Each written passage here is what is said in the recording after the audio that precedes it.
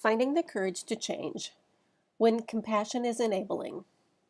Like many people, I spent many years confused about compassion. I thought it was compassionate to try to fix the problems of others. I thought it was compassionate to do things for them because I wanted their life to be better. It took many years of trial and error before I realized that those others resented my interference. My well-meaning advice was driving them in the opposite direction. What was wrong with them? One day, a new idea arrived. What was wrong with me? Why did I continue to do actions that I knew didn't work? I kept doing the same thing, expecting different results. My habit of behavior was enabling rather than compassionate. When I tried to control and manipulate the behavior of my loved ones, I was being unkind. I arrogantly assumed that I knew what was best for them.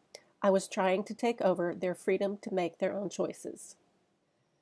My real motivation was selfish. I wanted them to be different so I could feel better about myself.